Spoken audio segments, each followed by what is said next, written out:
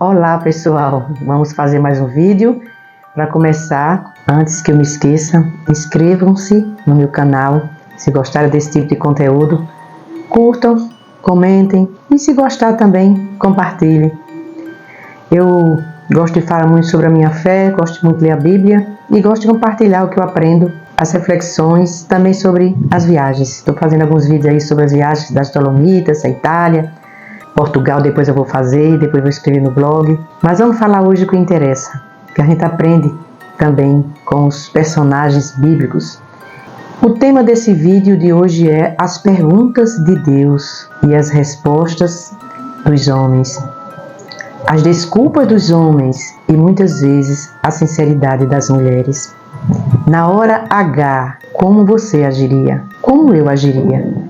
Geralmente, quando as pessoas cometem alguma transgressão, algum pecado, alguma coisa errada, muitos querem fugir de Deus. E Deus sempre indo ao encontro do homem. E começando do princípio, vamos começar pela história do primeiro homem, que é a primeira mulher registrada lá no livro de Gênesis. Quando Deus entregou tudo, a responsabilidade para o homem. Deus foi tão maravilhoso. Tinha todo tipo de árvore no paraíso, E Deus ainda deu uma mulher, uma companheira, uma ajudadora, para que o homem não ficasse só, porque não era bom que ele ficasse só. Ele deu uma mulher. Só que chegou o momento que Eva vai conversar com a serpente. Quem era essa serpente? Quando começa o capítulo 3 de Gênesis, diz que era o animal mais astuto do meio selvagem. Não descreve como era a serpente. Mas dando um salto na história, quando a gente vai para o último livro, a gente sabe bem quem era essa serpente. Como João disse, a antiga serpente, que é diabo ou Satanás, que está desde o princípio. O mesmo que tentou Jesus no deserto. É o mesmo que tentou Eva. Ela foi enganada, caiu. E também o seu marido, que era a responsabilidade era dele cuidar, aceitou o fruto que ela ofereceu e comeu também, junto com ela. E Deus, sempre na viração do dia, Deus passeava pelo jardim, conversava com ele. Mas depois do que eles fizeram, que aceitaram a proposta da serpente, e Adão aceitou a proposta de sua mulher quando ofereceu o fruto e comeu, Deus estava lá e fez uma pergunta para o homem. Para ele, se Deus se dirigiu, porque foi a ele entregue a responsabilidade de cuidar. Só que ele estava com vergonha, porque estava nu. Mas antes, como diz no capítulo anterior, que eles viviam nus e não sentiam vergonha. Não existia maldade, mas depois que ele provou desse fruto, os olhos deles foram abertos. E vamos lá, como é que diz, qual foi a pergunta que Deus fez para ele? Mas o Senhor Deus chamou o homem perguntando, onde está você? E ele respondeu, ouvi teus passos no jardim e fiquei com medo, porque estava nu, por isso me escondi.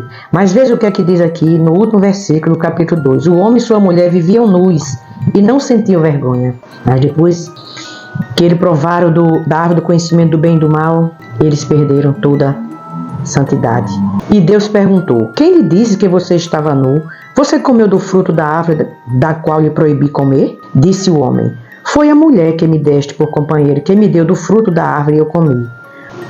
Que resposta que ele deu para Deus? Além de culpar Deus, ele ainda culpou a mulher. Ela poderia ter dito, você comeu porque quis. Eu não obriguei você a comer. Mas não. Ela foi muito sincera.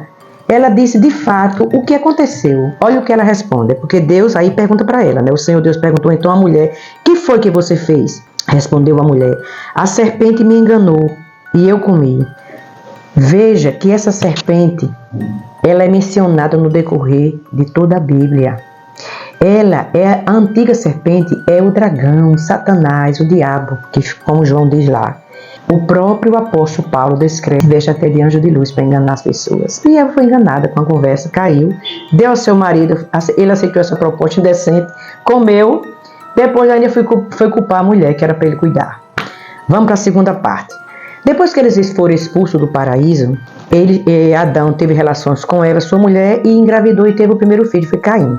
Depois teve Abel. Abel tornou-se pastor de ovelha e Caim agricultor. Olha o que acontece aqui. Em nenhum momento Deus pediu oferta a nenhum deles. Mas eles resolveram fazer um culto para Deus. Como hoje em nossos dias, né? Cultos aí que estão sendo feitos que Deus não recebe. Porque Deus conhece a intenção do coração. E um ofereceu do fruto da terra, né, Caim, E Deus não recebeu, mas Abel, por sua vez, trouxe as partes gordas das primeiras crias do seu rebanho. Ele era pastor de ovelhas. O Senhor aceitou com agrado Abel sua oferta, mas não aceitou Caim a sua oferta. Por isso Caim se enfureceu e o seu rosto se transformou. Agora veja as perguntas de Deus para Caim. O Senhor disse a Caim: por que você está furioso? Por que se transtornou o seu rosto?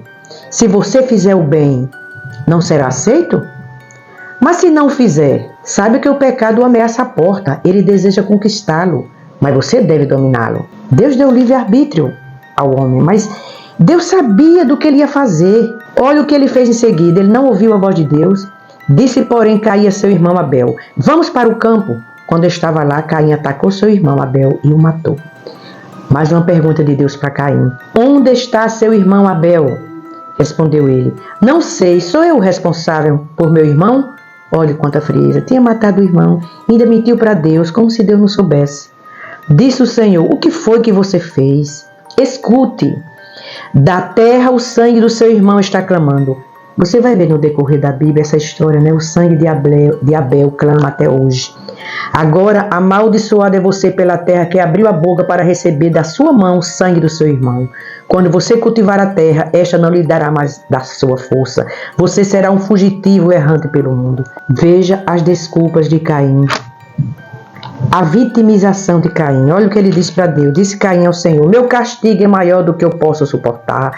Hoje me expulsa desta terra e terei que me esconder da tua face. Serei um fugitivo errante pelo mundo e qualquer que me encontrar me matará. Como Deus é misericordioso. Deus não fez isso. Olha o que Deus fez, mas o Senhor lhe respondeu: não será assim.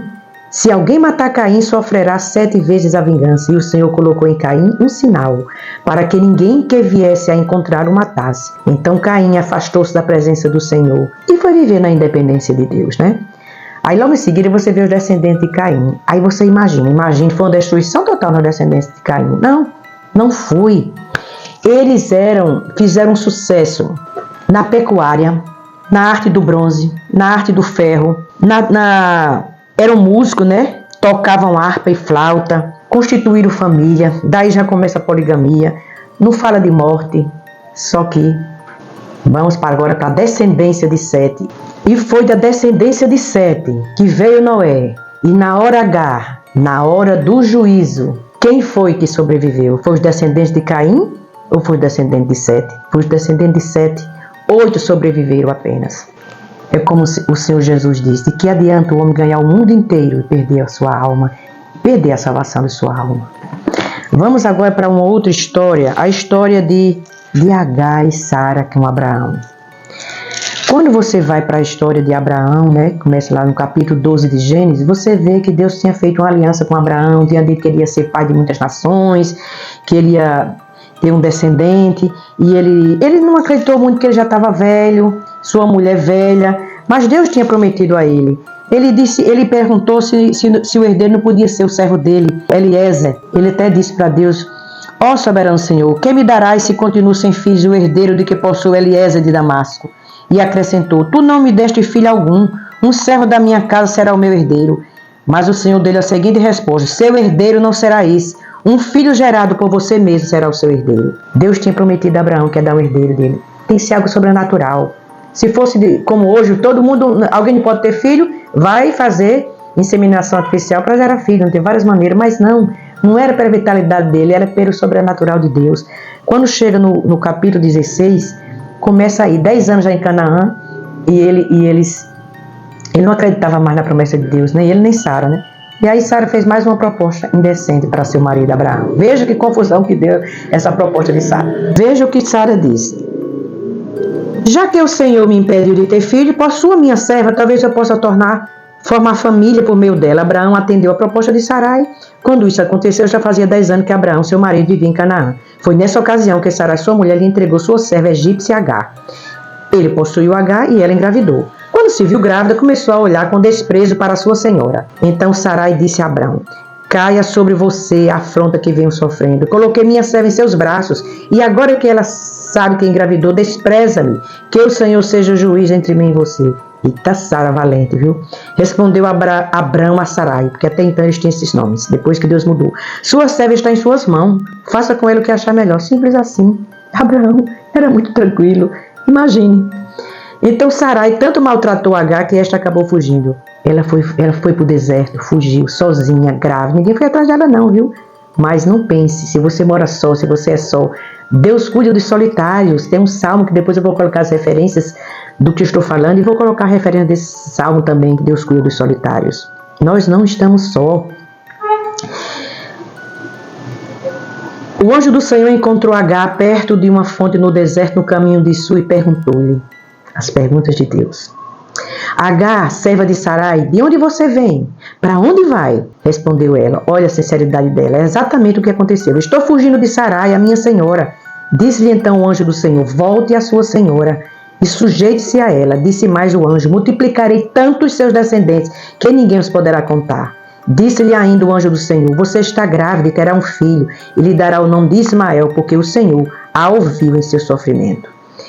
Deu o nome para seu filho, disse que ia ter muitos descendentes, e ela, em gratidão a Deus, ela deu um nome para o Senhor. Olha que lindo, esse foi o nome que ela deu ao Senhor que ele havia falado, tu és o Deus que me vê, pois dissera, teria eu visto aquele que me vê?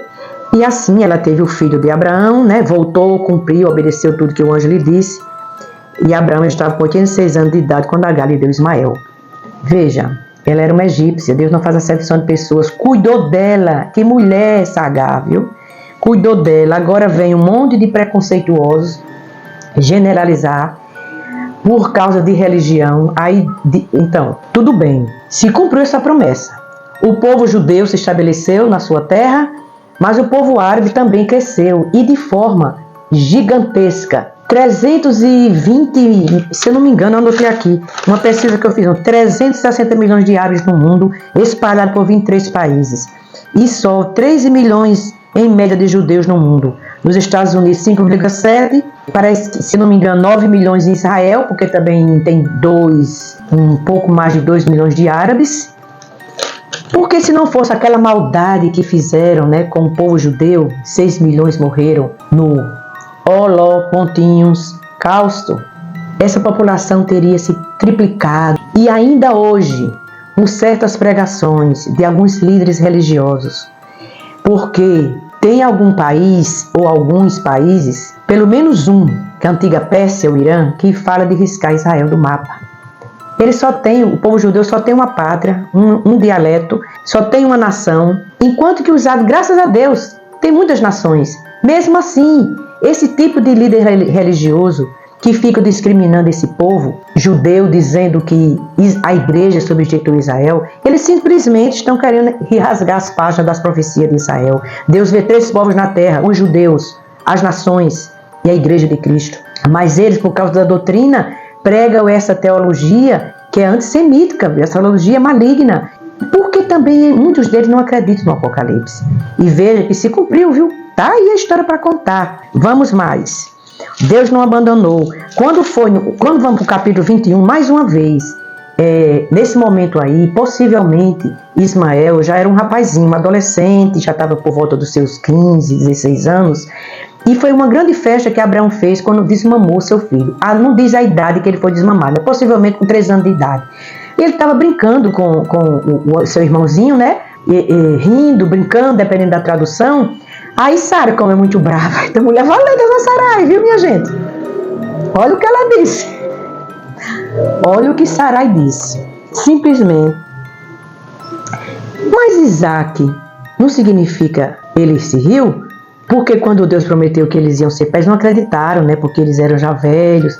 E ela riu, né? Tanto Abraão como Sara riu. E Deus deu o nome de Isaac, que significa realmente rir. Ela mentiu aqui, olha. Quando Deus disse, ela disse, existe alguma coisa impossível para Deus? Na primavera voltarei e você e Sara terão um filho. Sara teve medo e por isso mentiu. Olha, Sara mentiu. Eu não ri, mas ele disse, não, o anjo do Senhor disse, não negue. Você riu. O significado do nome Isaac é se riu. Com esse sorriso, mais ou menos assim. Depois eu vejo aí e coloco aí. Então, veja o que aconteceu. Sara, porém, viu que o filho de Agar, egípcia, dera a Abraão, estava rindo de Isaque, e disse a Abraão: livre-se daquela escrava e do seu filho, porque ele jamais será herdeiro com o meu filho Isaque. Isso perturbou demais Abraão, pois envolvia um filho seu. Mas Deus lhe disse: não se perturbe por causa do menino e da escrava. Atenda tudo o que Sara lhe pedir. Lembrei de Jesus e Maria, mãe de Jesus, na festa na bodas de Caná, quando ela disse para os servos, né? Faça tudo quanto ele vos disser, porque será por meio de Isaque que a sua descendência há de ser considerada. Mas também do filho da escrava farei um povo, pois ele é seu descendente. Tudo se cumpriu, gente. Tá aí o povo árabe no mundo, espalhado, 22 nações ou mais. Mas aí Abraão deu um pouco de pão, né, um pouco de água, e ela fugiu para o deserto. E ainda acabou a água. Ela se pôs a caminho e ficou vagando pelo deserto de Beceba. Quando acabou a água da vasilha, ela deixou o menino debaixo de um arbusto. Foi sentar-se perto dali a distância de um tiro de flecha, porque pensou: não posso ver o menino morrer. Sentada ali perto, começou a chorar. Deus ouviu o choro do menino. Antes Deus ouviu o choro dela e agora Deus ouviu o choro do menino. E o anjo de Deus do céu chamou Agar e lhe disse: o que aflige, Agar? As perguntas de Deus, maravilhosa, né? E a gente às vezes não responde, quer fazer a nossa própria vontade. Não tenha medo, Deus ouviu o menino chorar. Lá onde você o deixou, levante o menino e tome-o pela mão, porque dele faria um grande povo. Mais uma promessa para esse povo descendente de Ismael, os árabes. Então Deus lhe abriu os olhos e ela viu uma fonte e foi até lá, encheu da água a vasilha e deu de beber o menino. Deus estava com o menino. Ele cresceu, viveu no deserto e tornou-se flecheiro. Vivia no deserto e Parã e sua mãe conseguiu uma mulher da terra do Egito. Precisamos amar como Deus nos ensina, independente de religião, independente de nacionalidade. Precisamos amar todos e orar para esse povo que se converta, para que não haja essas brigas religiosas. Existem grupos terror prontinho usando o nome de Deus para fazer isso? Sim, mas esse Deus que eles usam não é o Deus daqui da Bíblia, o Deus de Abraão, de Isaac, de Jacó, o Deus que eu creio, o Deus Pai de nosso Senhor Jesus Cristo. Não é, porque ninguém pode matar no nome de Deus. Só que não podemos confundir.